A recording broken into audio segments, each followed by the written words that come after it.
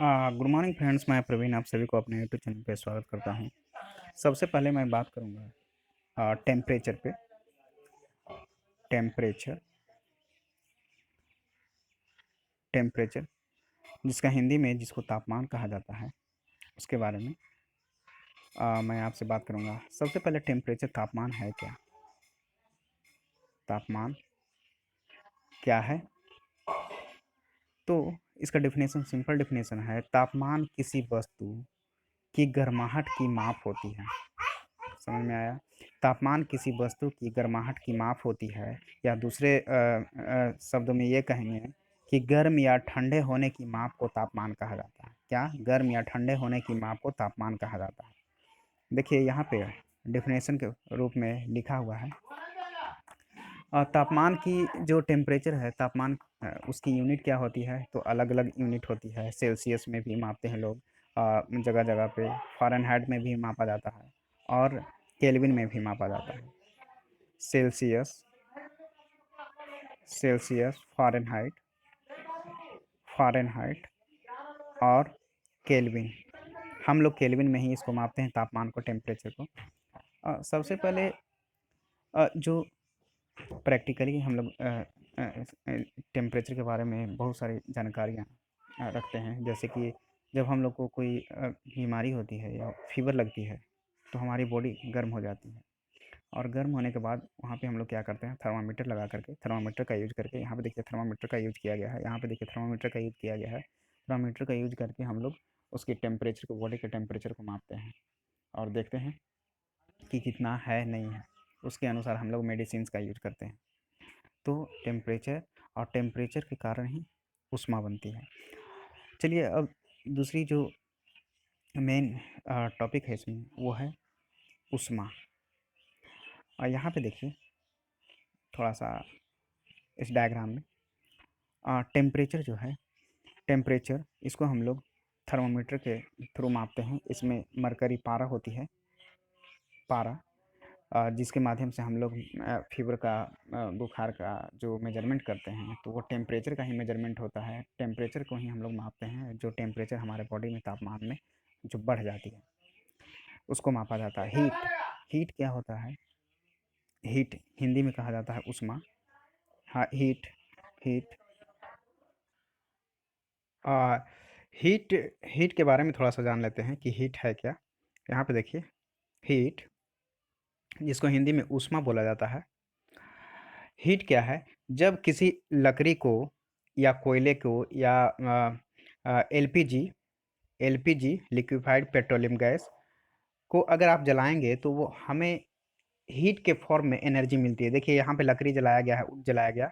इस लकड़ी को जलाने के बाद यहाँ पे आग जल रही है, तो ये हीट के फॉर्म में, हीट के फॉर्म में हमें क्या मिल रही है? एनर्जी मिल रही है, एनर्जी मिल रही है। हम लोग खाना बनाते हैं, खाना बनाने के लिए हम लोग बर्तन को गैस पे चढ़ा करके उसको ऑन करते हैं। ऑन करने के बाद हमें जो एनर्जी वहाँ से मिलती है, वो हीट एनर्जी के फॉर्म में मिलती है। गैस जलने के बाद इस तरीके का आप लोग देखे होंगे, लौ के रूप में जलती है, जो हमें हीट प्रदान करती है। अब अलग अलग जो है हीट का, ये मोड जो है, जो हीट ट्रांसफ़र मोड है, वो अलग अलग तरीके का होता है। जैसे कि हम लोग देखते हैं कि जो मोड है किसी बॉडी का, वो चेंज कर देती है हीट। हीट के कारण क्या होता है कि जो बॉडी का जो मोड है, वो चेंज हो जाती है। स्टेट जो है उसका, वो चेंज हो जाएगी। कैसे? आप देखिए, अगर बर्फ़ है, बर्फ़ को अगर आप हीट देंगे, तो बर्फ़ किस में है? आइस। आइस जो है, बर्फ़, वो सॉलिड फॉर्म में है, सॉलिड फॉर्म में है। इसमें इसको थोड़ा सा टेम्परेचर देंगे, ये लिक्विड में बदल जाएगा, और इसको टेम्परेचर थोड़ा सा देंगे, तो ये गैस में बदल जाएगी। तो ये स्टेट चेंज हो रही है अ, इसकी, वाटर की। आप यहाँ पे देखिए, जो मोड है इसका, ऐसे जनरली 3 तरीके का मोड इसमें यूज़ किया जाता है, जिसके जिससे ये समझा जाता है कि जो हीट का जो ट्रांसफ़र है, वो किस-किस विधि से होती है। तो ये 3 गो प्रोसेस है दोस्तों। और यहाँ पे देखिए, मैं आपको थोड़ा-सा क्लियरली दिखाता हूँ। यहाँ पे देखिए, यहाँ पे यहाँ पे हीट एनर्जी है, यहाँ पे कंडक्शन हो रही है, कन्वेक्शन हो रही है, रेडिएशन हो रही है। अब ये कंडक्शन, कन्वेक्शन, रेडिएशन है क्या? इसके बारे में थोड़ा-सा जान लेते हैं।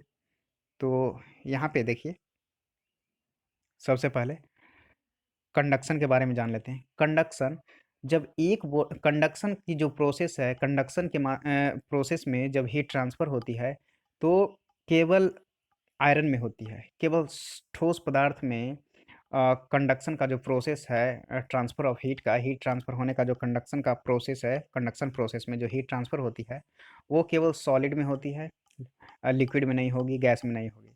जो कंडक्शन है, इसमें क्या होता है कि एक गर्म बॉडी है और एक सॉरी, यहाँ पे देखिए, मान लीजिए कि एक बॉडी है, गर्म बॉडी है, गर्म बॉडी है, हॉट बॉडी, गर्म बॉडी है, और इससे एक सटा करके यहाँ पे एक ठंडी बॉडी को रख देते हैं, कोल्ड बॉडी है, कोल्ड बॉडी है। तो क्या करेगा कि जितना जो हॉट जो बॉडी है ये वाली, इससे क्या होगा कि ये पूर्ण रूप से गर्म है, तो इसके जितने भी पार्ट कांटेक्ट में है, हॉट बॉडी और कोल्ड बॉडी का, उससे क्या होगा, हीट ट्रांसफ़र होगा। इसमें से हीट इसमें आएगी, इसमें से हीट इसमें आएगी। चूँकि आप लोगों को पता है कि हीट एनर्जी जो है वो लो टू हाई जाती है, लो to sorry high to low जाती है यहाँ पे, हाई टू लो जाती है, ठीक है। मैं इलेक्ट्रॉन का समझ गया, जब करंट की जो वीडियो बनाई थी उसमें वो माइंड में थी, इसीलिए लो टू हाई कर दिया। लेकिन यहाँ पे क्या होता है कि जो टेम्परेचर जो कंडक्शन प्रोसेस के थ्रू जो ट्रांसफ़र होती है हीट, तो हाई टू लो जाती है। अब मान लीजिए कि एक बॉडी यहाँ पे है और दूसरी बॉडी इसके कॉन्टैक्ट से जुड़े हुए हैं, ये दोनों बॉडी आपस में जुड़े हुए हैं, और ये हॉट बॉडी है, गर्म है, और ये ठंडी है, ठंडी बॉडी है, ठंडी वस्तु है। तो क्या होगा कि धीरे-धीरे यहाँ इस बॉडी में से यहाँ पे हीट इसमें ट्रांसफ़र होगी, ठीक है? और जितनी तब तक ट्रांसफ़र होगी जब तक कि दोनों का जो हीट है, वो तापमान है, ताप है, वो दोनों का ऊष्मा जो है बराबर ना हो जाए। ये कंडक्शन प्रोसेस कहलाता है, और कंडक्शन प्रोसेस हमेशा सॉलिड में होता है। चलिए दूसरा चलते हैं कन्वेक्शन प्रोसेस में। कन्वेक्शन प्रोसेस क्या होती है, ये यहाँ पे आप देखेंगे।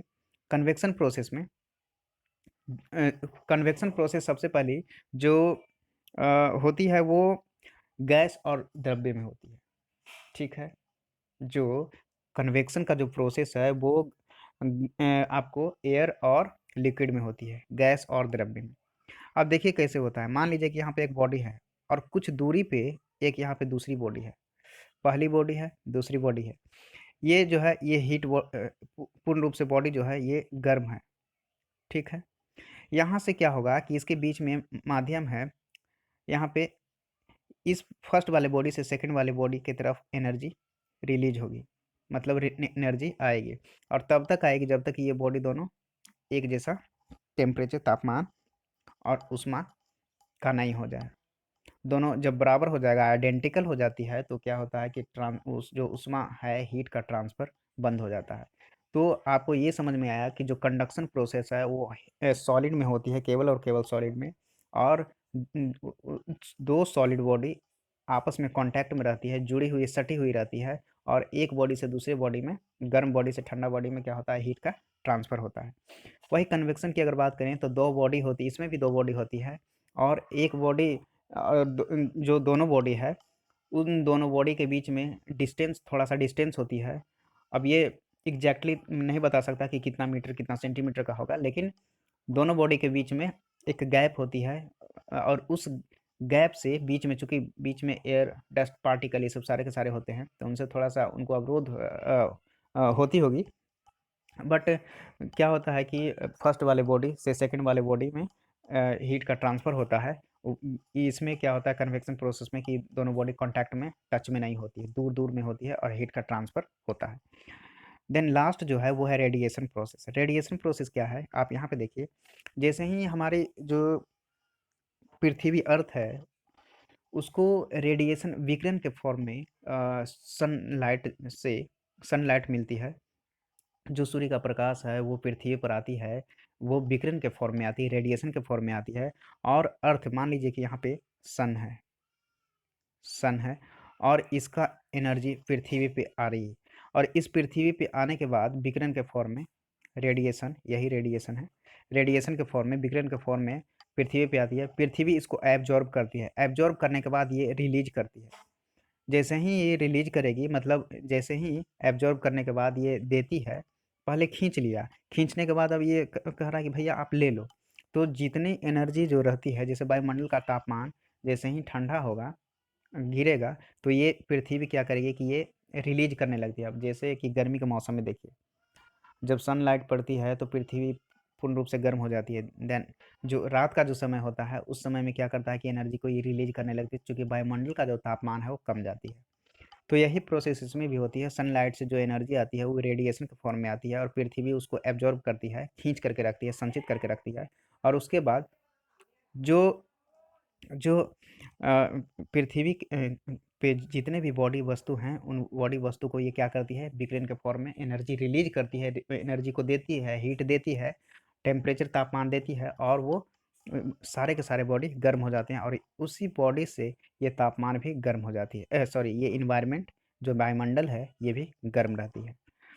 अ, अब यहाँ पे देखिए, जैसे कि हम आपको बताएं यहाँ पे कन्वेक्शन के बारे में। अब मान लीजिए, कन्वेक्शन के बारे में मैं आपको बताता हूँ। कन्वेक्शन के बारे में यहाँ पे देखिए, ये कन्वेक्शन लिखा हुआ है। हमने नीचे में जो है वो आग जलाई है, ऊपर में बर्तन रखी है स्टैंड के माध्यम से टेबल पे। आग के माध्यम से ये कंटेनर गर्म होगी, कंटेनर गर्म होने के बाद ये वाटर गर्म होती है, अंदर वाली वाटर, वाटर। अब देखिए, कोई भी चीज़ गर्म होने के बाद नीचे नहीं रहेगा, वो ऊपर की ओर उठती है। जैसे इसमें जो लिक्विड है, वाटर है, वो कैसे गर्म होती है, नीचे का पोर्शन जो है वाटर का, वो कंटेनर से टच में रहती है, और नीचे का ही पोर्शन ज़्यादा गर्म होता है। गर्म होने के कारण कंटेनर जो बर्तन है वो गर्म होने के कारण उस वाटर को, जो कांटेक्ट में है, नीचे वाला वाटर, नीचे वाली वाटर पानी, उसको गर्म करती है। गर्म होने के बाद वो पानी ऊपर की ओर उठती है, और ये ऊपर चली जाती है, और फिर जो ऊपर का जो पानी ठंडा हुआ वो नीचे आ गया। यही प्रोसेस होती है, और धीरे धीरे धीरे धीरे पानी गर्म हो जाती है और खौलने लगती है। और आपको पता है कि तापमान के कारण कोई भी चीज़ बहुत जल्दी खराब होती है। आप मोबाइल फ़ोन देख लीजिए, आप इंजन देख लीजिए, मोटर कार गाड़ी, इतने जितने भी सारे चीज़ हैं उनको देख लीजिए। क्या होते हैं कि आप किसी भी चीज़ को ज़्यादा गर्म कर दीजिएगा तो वो खराब हो जाएगी। अब यहाँ पे देखिए, रेडिएशन है, रेडिएशन जो कि वायुमंडल में होती है। अब वायुमंडल के बारे में तो आपको बता ही दिए कि पृथ्वी पे जैसे ही रेडिएशन के फॉर्म में जब सनलाइट से एनर्जी आती है, तो आने के बाद वो उसे एब्जॉर्ब करती है, एब्जॉर्ब करने के बाद रिलीज करती है, और सारे जो बॉडी हैं इस पे जो निवास करते हैं या हैं, मौजूद हैं, उनको ये गर्म करती है। किससे? रेडिएशन के माध्यम से यहाँ से भी एक विकिरण के रूप में निकलती है, और इसे गर्म करती है, उसी के कारण ये वायुमंडल पूरा गर्म हो जाता है। अब यही है हीट एनर्जी और तापमान।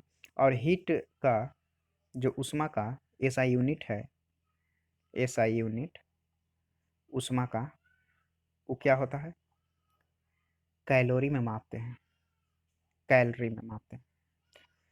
चलिए दोस्तों, थैंक यू, जय हिंद।